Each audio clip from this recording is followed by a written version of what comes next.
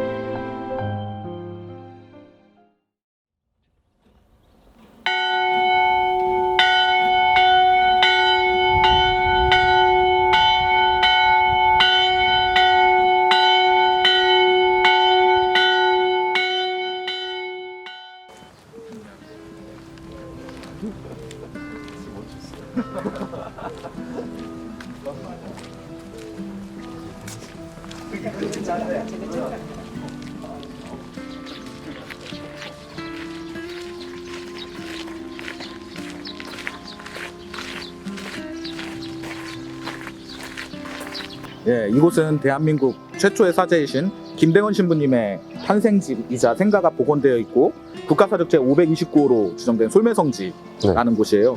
솔매라는 뜻은 이제 소나무가 우거진 자그마한 언덕이라는 뜻으로 지금 보이겠지만 성지 전체를 소나무가 다 뒤덮고 있습니다. 여기 보이는 생가는 이제 김대건 신부님 탄생지 또 예전 생가의 발굴을 통해서 그 자리를 어느 정도 찾고 실제로 2004년에 이렇게 그 당시의 모습을 최대한 반영해서 복원한 곳입니다. 솔매성지는 또 2014년에 프란시스코 교황님이 또 방문하신 곳인데요. 제6회 천주교 아시아 청년대회가 이곳 솔매성지에서 개최가 되었고 아시아 가톨릭 청년들이 모두 한 곳에 모여서 프란시스코 교황님께서 그 자리를 또 축복해 주시고 또 함께 해주셨던 자리입니다. 그 이후에 이제 많은 방문객들이 또 찾아주시고 계신데요. 특히 이제 김대건 신부님의 탄생 200주년을 맞이해서 올해 솔매성지에 더 많은 사람들이 찾아줄 것으로 기대하고 있습니다. 성 김대건 안드레아 신부는 1821년 8월 21일 충청도 면천 솔매마을의 독실한 가톨릭 집안에서 아버지 김재중과 어머니 고우르술라 사이에서 태어났습니다. 증조부 김진호가 10년 동안의 옥고 끝에 1814년 76세의 나이로 서산임이 감옥에서 순교하고 그의 부친인 김재준도 1839년 기해박해 때 한양 서소문박 형장에서 순교합니다. 가족들의 굳건한 신앙심은 김대건 신부에게도 많은 영향을 주었습니다. 당진, 서산, 아산, 예산, 홍성을 아우르는 내포지역은 삽교천 수기로 인해 문화적 개방성이 강했고 지배층의 통제가 다소 약화된 곳이어서 천주교의 전파가 빨랐습니다. 특히 1784년 한국천주교회가 창설된 이후 내포의 사도라 불리는 이존창에 의해 복음이 전파되면서 한국천주교의 산실 역할을 하기도 했습니다. 그 김대건 신부님의 집안은 처음에 어떻게 천주교를 받아들이게 된 걸까요? 김대건 신부님네 집안이 이쪽 면천 고을에 살면서 이곳 솔매성지 생가 주변에서 살고 계시다가 김대건 신부님의 큰 할아버지였던 김종현이 먼저 이렇게 세례를 받게 돼요. 근데 세례를 받으면서 그 형제들, 사형제가 있었는데 김종현, 김택현, 김종한, 김희연 이 사형제가 먼저 천주교를 받아들이고 그의 아버지였던 김진후에게 비호에게 가장 큰 어르신이 했던 아버지에게 세례를 또 천주교 신앙을 알려주고 세례를 받게 해요. 그래서 이쪽에 내포의 사도라고 불렸던 이존창 루도비코가 굉장히 큰 선교 활동을 했었고 거기에 이존창의 딸과 김대건 신부님의 할아버지 김택현과 결혼하면서 좀 더 천주교 신앙이 깊어지고 가장 큰 어른이었던 김진우 비호가 순교를 먼저 하시면서 해미에서 옥사를 하시면서 이쪽 집안은 천주교를 받아들이고 계속 이어나가고 그 끝으로 이제 김대건 신부님까지 계속 이어나가게 되겠네. 천주교 신앙을 받아들인 곳으로서 여기는 김대건 신부님 살기 전 4대에 걸친 천주교가 이제 정착됐던 곳입니다. 청년 김대건에게 불확실하고 예측 불가능했던 시대는 새로운 삶의 끝없는 출발점이었습니다. 파리 외방전교회가 선교지의 자립과 현지인 성직자 양성을 위해 모방신부를 조선에 파견합니다. 모방신부는 1836년 7월 골매마실 김대건의 집안을 방문해 그를 신학생으로 선발하고 이미 선발한 최양업, 최방재와 함께 신학과 라틴어를 가르칩니다. 이후 같은 해 12월 3일 한양을 출발한 김대건 일행은 12월 28일 중국 책문을 거쳐 이듬해 6월 7일 드디어 마카오로 도착하고 이들은 곧장 파리 외방전교회로 가서 사제 교육을 받게 됩니다. 김대건 신부님이 그 당시에 마카오에 가서 신학 공부를 하셨다고 들었는데 그 당시 마카오는 어떤 곳이었나요? 네, 마카오는 서양 세력들이 최초로 동양에 진출한 곳 중 하나였는데요. 1537년부터 포르투갈 사람들이 이제 거주하기 시작했고, 근대 이런 서양 건축물들이 늘어나면서 국제 도시로서의 면모를 갖추게 된 곳입니다. 특히 이제 서양 선교사들이 동양에 선교를 하기 위해서 마카오를 반드시 거쳐야 했는데요. 파리 예방전교회에서도 마카오에 극동 대표부를 설치했어요. 그래서 이곳에 김대건 신부님의 스승이었던 이부아 신부와 르그레주아 신부도 머물러 계셨고, 조선인 최초의 3명의 신학생, 김대건 신부님을 비롯해서 3명의 신학생이 조선 최초의 사제가 되기 위해서 공부를 했던 곳입니다. 이 김대건 신부님께서 중국에 계실 때 남경중학과 관련된 일화도 있다고 들었는데 설명 좀 주시겠어요? 그 김대건 신부님이 그때 하셨던 19세기 중엽은 서양 세력들이 동양에 주도했던 즉 서세 동점의 변혁기이자 혼란기였거든요. 특히 아시아의 최강국이었던 청나라의 몰락은 대단히 큰 충격이었습니다. 남경조약은 1842년 영국과 청나라의 제2차 아편전쟁의 결과로 체결된 조약인데 청나라에게 매우 굴욕적이고 비평등한 조약이었습니다. 김대건 신부님은 이 남경조약의 통역관으로 참석을 하셨는데요. 세계사의 아주 혼돈의 소용돌이 한가운데 이제 김대건 신부님께서 존재하셨던 거죠. 김대건 신부는 1842년 겨울부터 몇 차례 꿈에 그리던 조선에 입국하여 조선의 사정을 살폈지만 역시 조선은 천주교 박해로 피바람이 불고 있었습니다. 우여곡절 끝에 중국 장춘의 소팔가저로 돌아온 김대건은 1844년 12월 무죄품을 받게 됩니다. 1845년 8월에는 상하이 포동지구 김강성당에서 4명의 선교사와 중국 신부들이 지켜보는 가운데 페레올 주교로부터 사제품을 받으며 한국인 최초의 사제가 되었습니다.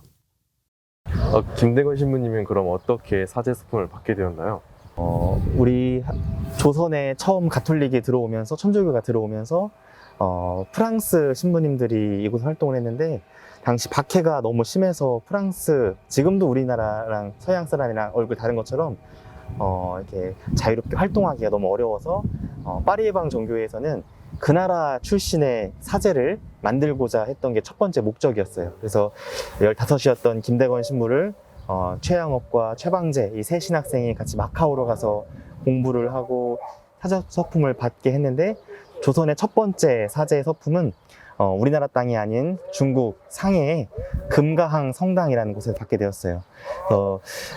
당시 사람들이 사제 서품 받으면 굉장히 사제로서 축하도 해야 되고 기도도 많이 해야 되는 곳인데 당시 조선의 상황상 조선의 11명의 교우가 어렵게 가서 그 서품식을 지켜보았다고 해요.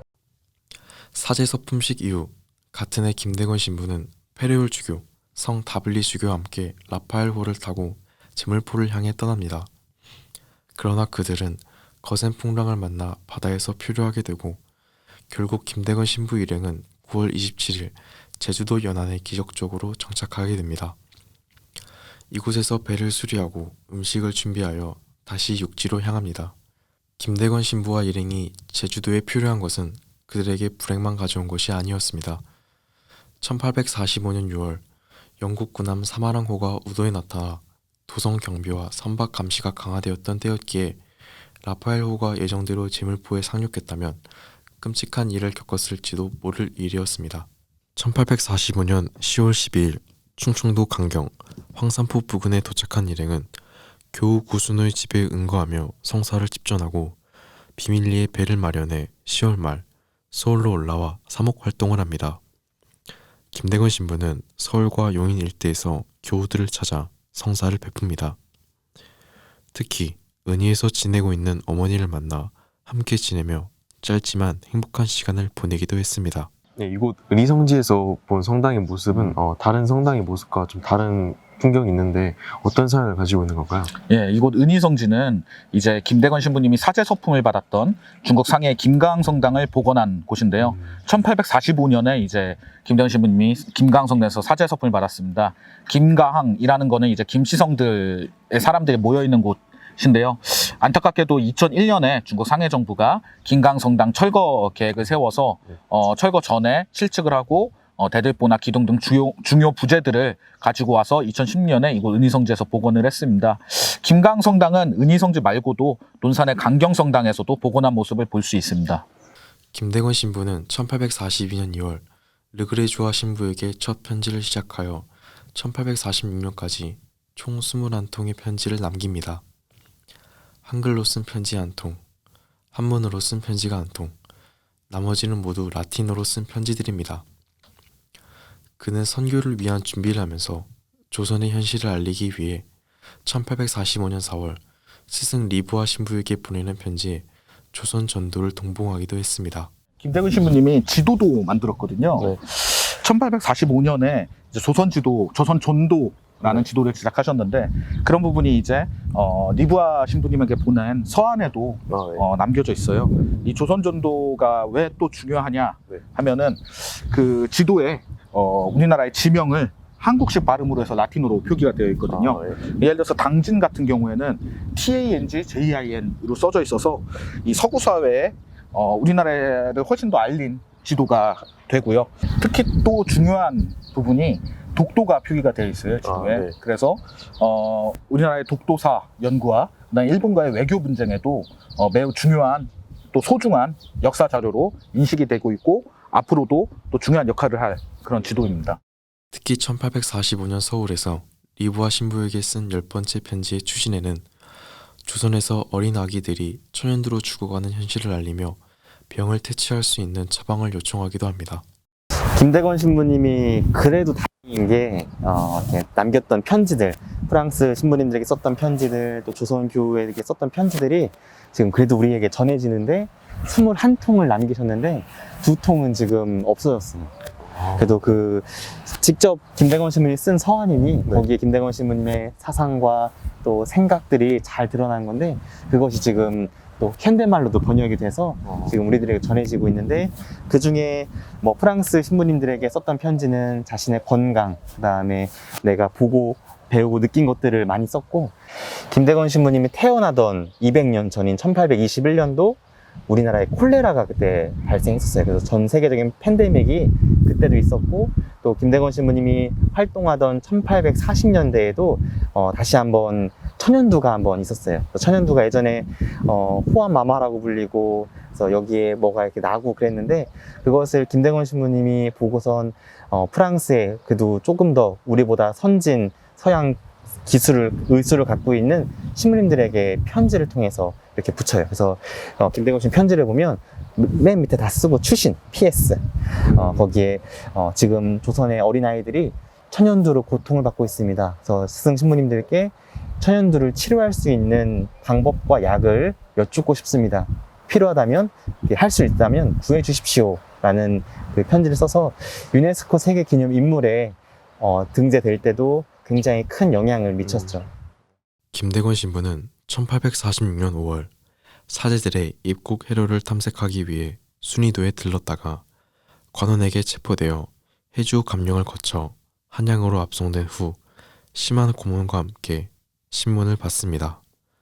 결국 7월 25일 헌종은 창덕궁 희정당에서 대신들에게 사학주인 김대건을 효수하라고 명하고 9월 16일 스남터에서 형을 집행합니다. 교우들 보아라. 우리 벗아 생각하고 생각할지어다. 천주 무시지시로부터 천지 만물을 배설하시고 그 중에 우리 사람을 당신 모상과 같이 내어 세상에 두신 위자와 그 뜻을 생각할지어다. 내 죽는 것이 너의 육정과 영혼 대사에 어찌 거리낌이 없으랴.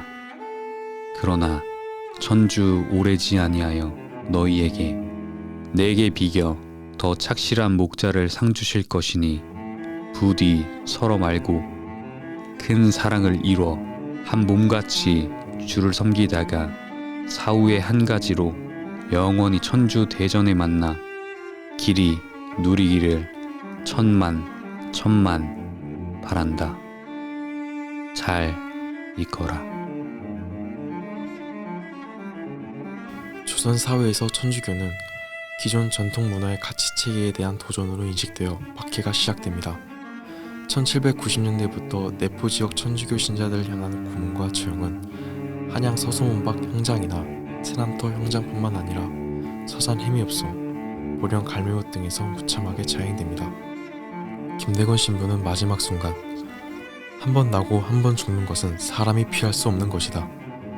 천주를 위하여 죽는 것이 나의 소원이니 오늘 묻고 내일 물어도 이 같을 뿐이요. 때리고 죽여도 역시 이 같을 뿐이니 빨리 때려 죽여달라 라며 끔찍한 고문과 배교의 종용이 이어졌지만 자신의 신념을 지켜낸 김대건 신부는 끝내 한강변 세남터 형장에서 다른 신자들처럼 참수로 순교했습니다. 그는 무엇을 위해 자신의 신념과 목숨을 바꾸었던 것일까요?